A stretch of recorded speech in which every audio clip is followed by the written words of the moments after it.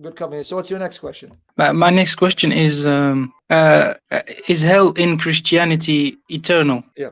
You asked me an excellent question, brother. Too bad we Christians are not unified. Meaning, I have to be honest and answer honestly and clearly, because we live in a time, and in all the religions this is true. Every religion has branches and divisions and sects. S-E-C-T-S, right? Yes. So if you ask me Christianity, number one, Christianity in itself is not what we call, there's a term called monolithic. It's not one. There are various branches of Christianity. And some branches consider the other branches to be false Christians, right? Just like in Islam. Islam and Judaism, even Judaism. Okay. Even you got Judaism. Orthodox, you got Orthodox, you got conservative, and you got Reform Judaism. And on top of that, if you go historically, time of Jesus, you had the Sadducees, the Pharisees, the Essenes. So when human beings get a hold of religion, they make a mess out of it. Okay, Yes. so in today's Christianity, I'm going to mention the major branches of Christianity. You have the historic churches, the churches that can trace themselves to the time of the apostles. That would be the Orthodox Church, the Catholic Church. When I say Orthodox, that too has got to be defined. Eastern Orthodox. And under Eastern Orthodox, you'd have Greek Orthodox, you have Russian Orthodox, Serbian Orthodox. But then you have what's called the Oriental Orthodox, the Coptics, the Armenians. Then you have, quote unquote, a group called the Nestorian. These are the Assyrian churches. So Orthodox, Catholic, Oriental Orthodox, these churches historically, their roots go back to the apostles, but in time they became divided and they split. Okay. Then comes the Protestant Reformation. That comes in the 1500s. Yes. Okay. In the 1500s, you had Christians who opposed the Catholic Church, and then they broke off, but they also opposed one another. And in opposing one another, they caused divisions. Martin Luther, John Calvin, Zwingli, so on and so forth. So then in Protestantism, from the 16th century to the present moment, because of the Protestant movement, we now have about 44,000 denominations. Okay. 44,000, right? Okay. So now we're going to talk about Protestant evangelical Trinitarians. So we're going to talk about those group of Protestants that are Trinitarians, and they would call themselves evangelicals, and they believe the Bible is historically accurate and inspired. I'm going to mention them. I'm going to mention Catholic, Orthodox, Okay. Oriental Orthodox, which I would also include the Coptic and the Assyrian Church, Nestorian. Okay. I want to mention Okay. these. Okay. In these groups, the Coptics, Oriental Orthodox, Eastern Orthodox, which would include Russian Orthodox, Serbian Orthodox, right? Catholics, even Catholic, you have the Byzantine Catholic, Eastern Catholic, and Syrian Church. They all agree hell is forever. Hell is forever. These are the Catholics and the Orthodox. All the ancient churches that go back to the time of apostles, they all came to the agreement. The Bible teaches hell is forever. Okay. Okay, now, in Protestantism, for the most part, up until recently, the majority of Protestants believe that hell is forever. But now there's a movement spreading among Protestants where they're now re-examining the Bible, and many of them are concluding that the Bible does not teach hell is forever, that people go to hell, they will suffer a period of time, depending on how many sins they commit, and then God will wipe them out of existence. This is called annihilationism. Okay. Can someone be a Catholic and believe in Annihilationism? Yes. No. Okay. You cannot be a good Catholic in obedience to the Catholic Church and deny that hell is forever. You cannot be a good Orthodox in good standing with the Orthodox Church and deny that hell is forever. Now, you can be a good Protestant if you just ignore these ancient churches and also the early church fathers. And this is now where the debate is coming in. This group of Protestants saying, not only does the Bible not teach that hell is forever, but they're saying that even the early church fathers were not agreed. They differed and had different opinions. So now this is a debate. Okay, but in the Bible itself, is there absolute proof that hell is forever? If you ask me, if I just go by scripture, you're asking me to be as honest as I can. If I Yes. just go by scripture and I ignore the history of the church and how the church interpreted those scriptures, because remember, the Bible was given to a church. That church has been around for 2,000 years. It didn't start with the Protestants in the 16th century, right? Yes. But if I ignore all them and I don't care how they understood the Bible, because these were the men whom God raised up to preserve the scriptures, to copy the scriptures, to explain the scriptures, defend the scriptures, and die for the scriptures. But if I ignore them and I just go by the Bible, Okay. demonstrating that hell is forever would be the most difficult job for me to do, because this position that holds to hell not being forever, they have some very powerful and strong arguments from scripture. In fact, before I considered going back to the ancient churches, I was even reconsidering, because if I have stayed Protestant, I was actually reconsidering my belief in hell, because I was seeing their arguments and they were quite strong, meaning that I was leaning towards the position that hell is not forever. But because I don't believe Protestantism has remained faithful to the scriptures, especially as they were understood historically, and I'm heading towards these ancient churches, once that's the case, I'm submitting to that authority. That means I cannot hold that hell is not forever. Okay, and you told me that they have that the old churches have very good arguments that hell is forever from the scriptures. That's what you told me. Yeah, well, if you start looking at the history of the church early on came to the view that the Bible teaches that hell is forever early on. Okay. And they believe this is what the Bible taught. Can someone still be a Christian in general and not believe that hell is forever? And will he go to hell for believing that? Okay, excellent question. You're asking me, can you be a Christian and believe that hell is temporary? It depends on whose perspective. If you mean from the perspective of these ancient churches, they would say you're a heretic for denying what the church teaches. Okay, that means you're not believing the truth, you're a heretic. Now, I don't know if these churches would then say that means that God will condemn you to hell. They may say that God may have mercy on you. I'd have to look into what they would say about that. But you have to distinguish God's thoughts and my thoughts, because I'm not God and I'm not the judge. I may think that if you deny this, you're going to go to hell, and I'll be wrong. God says, no, he's wrong, but it doesn't mean I'm going to condemn him for he's wrong. He's mistaken, but it's not a mistake where it's going to cut him off from my grace and mercy and forgiveness. So from whose perspective? Okay. Will God be upset that people think hell's not forever? I don't know. Now, if you ask me, why do these people think hell's not forever? Because they think that this makes God look evil and cruel to think hell is forever. And out of their love for God and zeal for God, they're thinking they're defending the honor of God. I don't know if God would be upset with that. Meaning, if God judges them and says, why did you deny hell is forever? Because God, I couldn't imagine how tormenting people forever is compatible with you being so beautiful, so holy, so just and compassionate and merciful. So I didn't do it because I thought hell is forever and I wanted to oppose you. I did it because I didn't think it aligned itself with your character being infinitely loving, compassionate. Will God get angry at them? I don't know. Okay. I really don't know. Is there a difference between, for example, can we say that hell will be forever for criminals and very bad people, but for good people who were not Christians, for example, and things like that, maybe it's not forever? No, you're asking me, I think what you're asking me, maybe, are you asking me, what about those people who did not know the gospel of Jesus Christ and know Jesus, but they were good people? I'm sure that the ones who never heard of Jesus won't go to hell. Well, that's a different question. You're not asking me. No, I mean, for example, good Muslims and good people who are not Christians. Okay.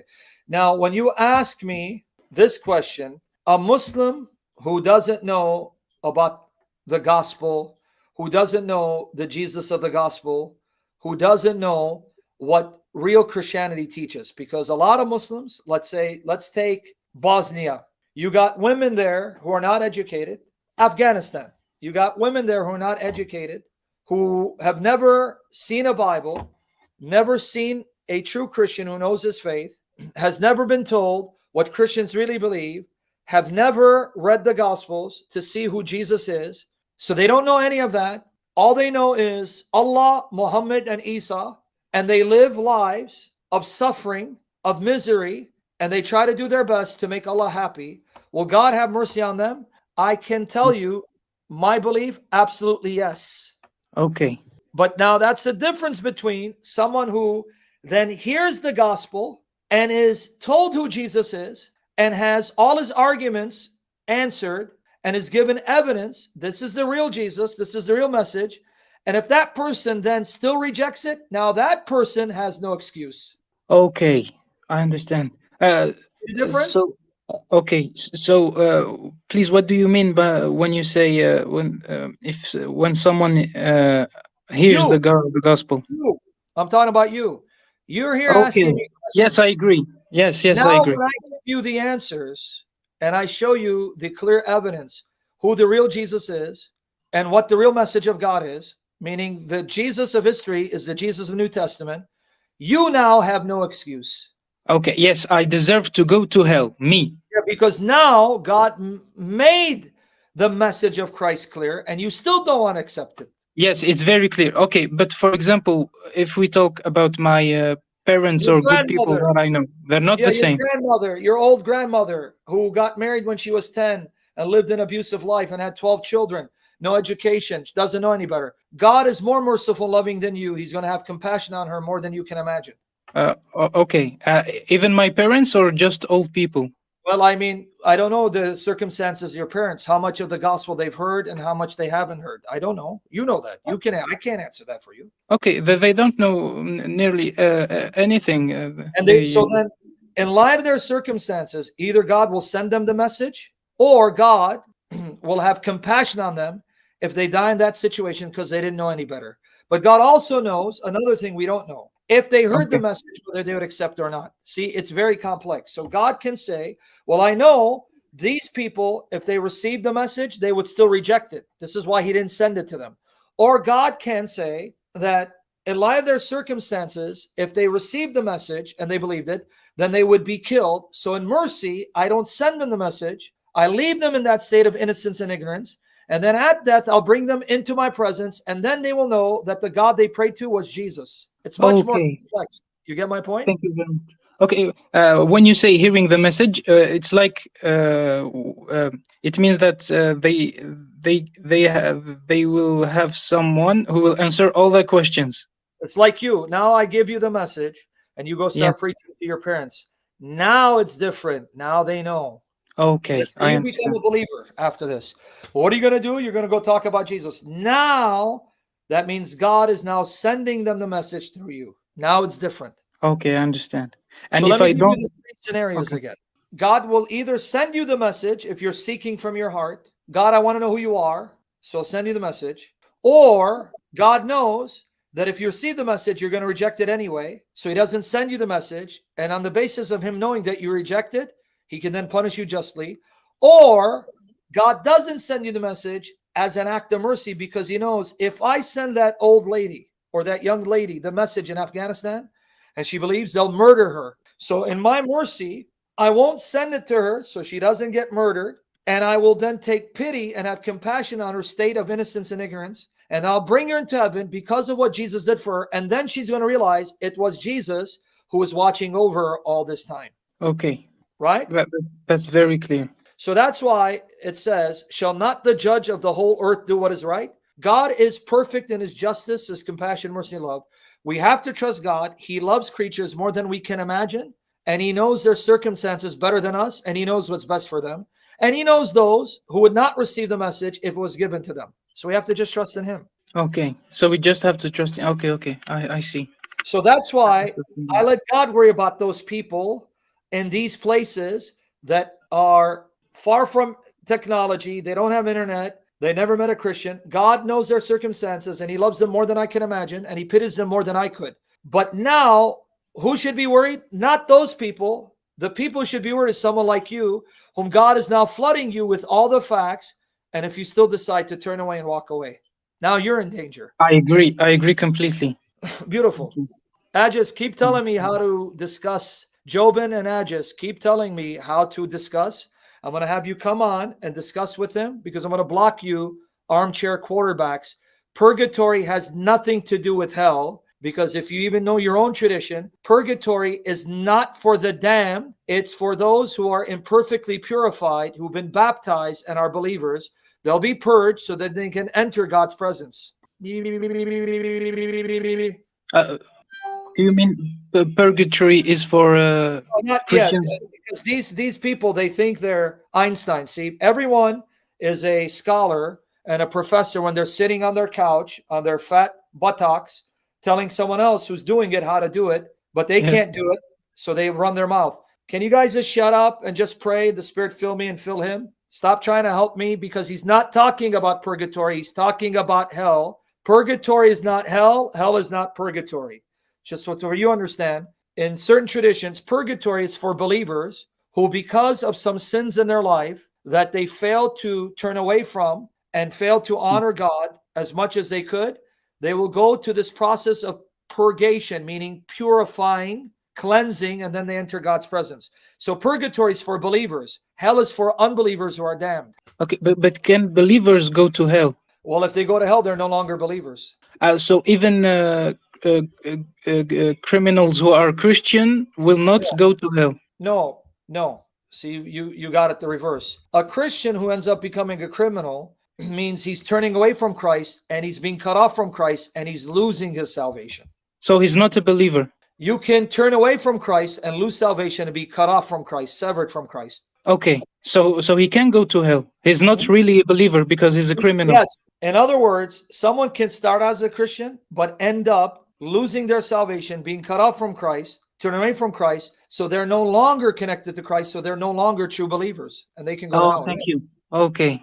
That's John 15. Jesus said that. John 15, verse 1a, he says, I'm the true vine, you're the branches. He says, he who abides in me, see, you got to remain in him, and I in him will bear much fruit. Apart from me, you can do nothing. And he says, if you don't abide in him, meaning remain, you'll be cut off and then burned up. Okay, so it's not the same thing. It's not like Islam, I think, because in Islam, one stays Muslim even if he's a criminal, and he will go to heaven. Yeah, because in Islam, they have their own purgatory. In Islam, in Sunni Islam, Muhammad taught, if you die saying the Shahada, then you will enter Jannah, but you first go to hell. This is in the Hadiths, Bukhari, yes. And there you're going to be tormented by the fire. And then at the last day, Muhammad takes you out by his intercession. So yes, in Islam, if you die saying the Shahada, but you haven't lived a holy life, you're going to go to hell, but you're going to come out. Yes. So that would be the same thing as purgatory. We wouldn't call that hell. We'd call that purgatory.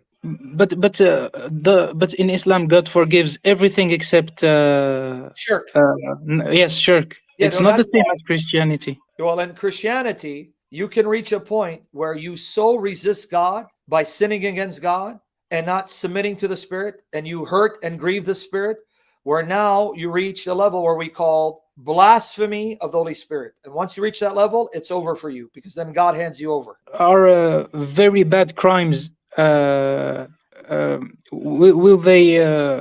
No, I mean, if you commit a major crime, let's say you murder someone, God will allow you to be punished on earth. That's why you go to jail. He doesn't let you out. And during that process, as you're being punished for the sins you commit here, you can be forgiven. So don't confuse two things. That God saves you from everlasting destruction if you believe in Christ, and God saving you from earthly punishments because you've done something wrong. So if I'm a Christian and I, let's say, slipped and I end up murdering someone, I go to jail. God doesn't get me out. But in that process, I can cry out to God and ask God, forgive me. So he will forgive me as far as destruction is concerned on the day of judgment. But he doesn't let me off and tell the judge, let him go. I still suffer punishment for mistakes I make on earth. Okay. You get my point? Okay, absolutely.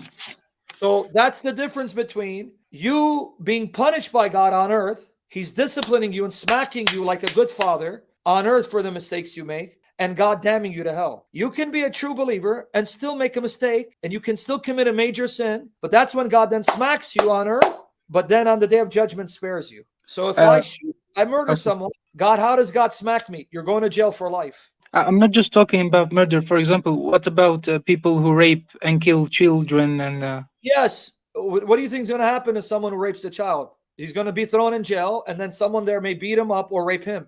Okay, but he will still be saved. Because if he ends up raping a child, and then he ends up regretting it from the depth of his being, there is forgiveness and purification in the life to come, but there's going to be punishment and discipline in this life. And what if he doesn't get punishment in this life? He will go to purgatory? When you say someone raping a child doesn't get punished in this life, if that person rapes a child and never confesses and repents of that sin here, that means they can't be a true Christian, because a true Christian, when they sin, have to acknowledge their sin and confess it and turn away from it. Oh, so they have to acknowledge it. Yes. Otherwise, they're hiding it. And if you're a true believer and you're hiding it, God will expose you and shame you. Okay. And I'll give you an example of that, just my proof. King David saw a married woman bathing, and then he told her to come, and he slept with her, got her pregnant while her husband was fighting for the army. And then when she said, look, I missed my period, I'm pregnant,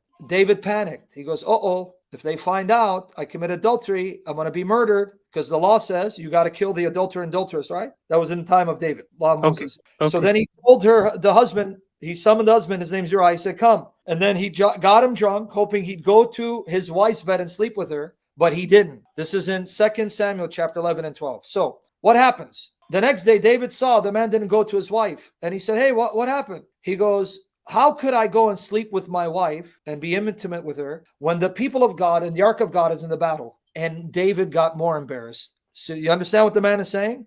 Absolutely. My brothers and sisters in God are fighting in the battle against God's enemies, and you want me to go and have pleasure with my wife? Now, why was this a knife in David's heart? Because David, the king, instead of being in the battle, leading the battle, he's in his palace, kicking back while the soldiers are dying for the glory of God. And on top of that, he commits adultery. So then what did he do? He said, this letter, he gave him a letter. He said, don't read it. Give it to the commander of the army. So when he went to the commander, he opened it, and the letter said, put Uriah at the head of the army, and when it gets fierce, pull back so he can get killed. So David had him murdered. Okay. But now watch where God comes in. David tried to cover it up, because now that he died, he could now marry his wife. So he married the wife, and no one knew that she had gotten pregnant through adultery. So he thought he got away with it. So now watch here. So he tried to hide it. So if you belong to God and you truly are a believer, God will expose you and will not let you get away with your sin, to punish you and discipline you and shame you in this life, so he can spare you from the destruction in the afterlife. So then God sent a prophet named Nathan. Watch what happens. 2 Samuel 12.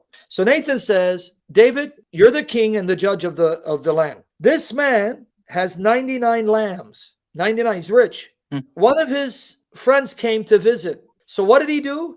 Instead of taking one of his lambs and killing it and preparing meat, cooking it and feeding him, there was a poor man who had his own lamb that was like a pet that he loved. He only had one and he was poor. And he loved this lamb just like a pet, like if you have a dog, right? Yes. And he would even let the lamb sleep in the bed next to it, because he loved this lamb as a pet. So this wicked man took that lamb and killed it and cooked it for his friend.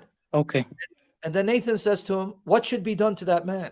He goes, that man must die. And then Nathan said, you're that man. That's you. Do you understand what God did? He exposed. Yes. He said, Nathan said, you're that man, David. You have all these wives. You took this poor man's wife and had him murdered. You're in sin. And now God's going to bring a sword on your house. He's going to bring punishment on your household. He's going to bring discipline on your household. And he's going to allow you to be shamed for your sin. And then David fell before God, and he goes, I've sinned against God. He goes, God has forgiven you, meaning you're not going to die and be punished in the afterlife, but you're going to experience hell on earth. And from that moment on, one of David's daughters got raped by her half-brother. So David had many wives, and he had children from different wives. So one daughter from a different wife got raped by her brother from a different wife. So now this daughter, Tamar, her brother from the same mother named Absalom, murdered Amnon, the man who raped his sister. And then Absalom went into hiding.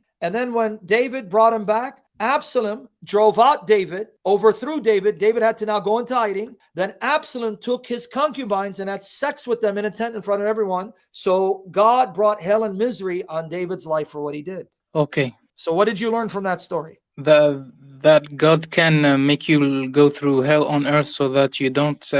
If you truly belong to him, if you belong to him and he has loved you and you're in sin and you cover it, he will expose your sin and shame you and discipline you to teach you the fear of God, so that he punishes you here and doesn't have to punish you there.